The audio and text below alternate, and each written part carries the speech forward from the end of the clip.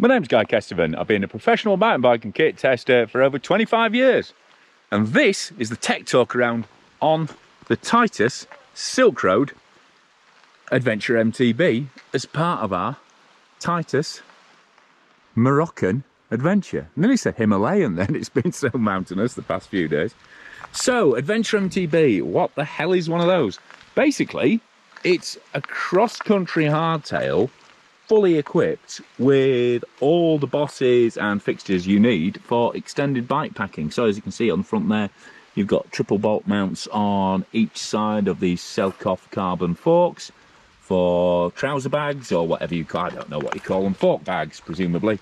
And then you've got this really well shaped, sort of triangular legged, suspension corrected carbon fork from Selkoff. It's a full carbon fork to keep it light, and you can swap that out for a 100mm travel suspension fork, but obviously having a rigid carbon fork on there keeps things a lot lighter, and that's the same reasoning behind having this Selkoff straight carbon bar on there. So it actually comes with a really short stem, which if I was speccing it myself I'd probably go with a longer stem, maybe a 60mm rather than this 40mm that's on there, just to give the steering a bit more stability, because it's got a 70-degree head angle on this bike. As you'd expect, you know, it's very much cross-country geometry, but you can change all of that when you're putting your bike together on the Titus website, because all the bikes are built, sort of custom built to order in Rotherham when you decide exactly what spec you want.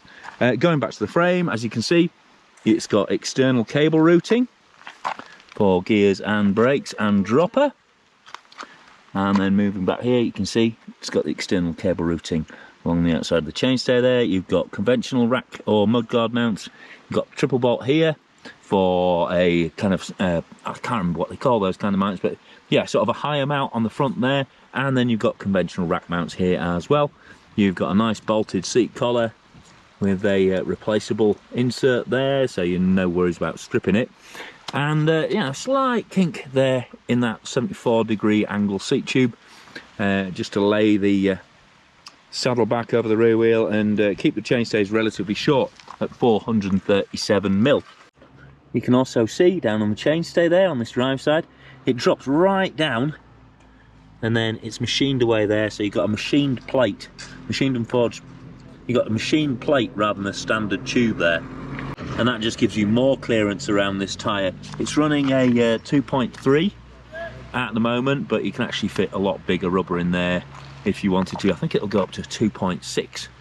And then obviously the main feature of this frame is it's titanium all the way through. So you've got this really tough, both in terms of tensile strength and, you know, cosmetically, because all the graphics are either laser etched on or machined into the head badge here. So you know, you've just got a really tough frame. You've got no paint to worry about, certainly. You know, you can just, if it does get slightly scuffed where bags have been on it, as you can see here, there's a little bit of rub. You just get the wire wool out or just polish it out and it's literally comes sparkling back to new. But frankly, I really like the patina on a slightly used titanium frame like this. And all the Titus frames come with a lifetime warranty as well, which, considering the price, is absolutely remarkable. Because this bike with full SRAM GX axis comes in, this bike with SRAM GX axis drive chain comes in at 2.5 grand, so 2499 currently.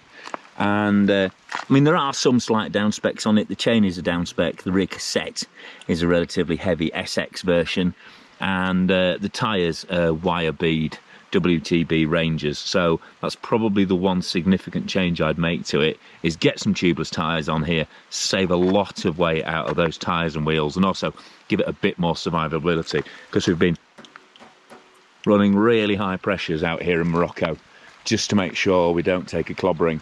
Ryan decided, we had a choice of having a rigid post or dropper post, but Ryan's been using this. I mean, Ryan's been on this bike 5 days out of 6, but he's been using this dropper post a lot on all the descents, and it's really helped. And of course, being able to put the bags on the forks means that he can doesn't have to run a seat bag on there. So and also, interestingly, I mean, there is a full live ride video to go with this bike, but the fact that it's got those fork bags on the front leg there actually helps stabilise the steering somewhat, so it feels a little more stable than it naturally would with a 70-degree head angle on there. And then just flicking it around to the far side, you can see you've got SRAM G2 brakes on there, so, you know, decent, powerful 4-pot stoppers. Got a nice titanium post-mount brake on there. And then you can see really nice detailing on those titanium dropouts there for the 12mm axle. And as you'd hope for an adventure bike designed to do a lot of mileage, you've got threaded BB there. And you just see a little chamfer port there for the dropper post cable. And and you've got a gas tank just up on this curved top tube here. You've got a gas tank bag or top tube bag, whatever you want to call them. And actually, although it doesn't look the slickest thing, this little nylon dropper post lever acts really well.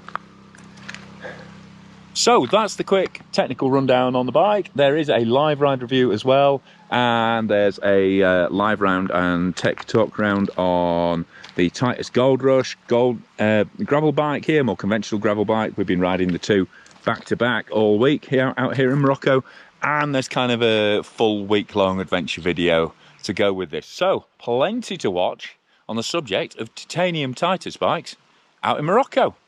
But for now, I've been Guy Kestevan on Guy Kes TV, giving a quick technical talk around on the Titus Silk Road Adventure MTB.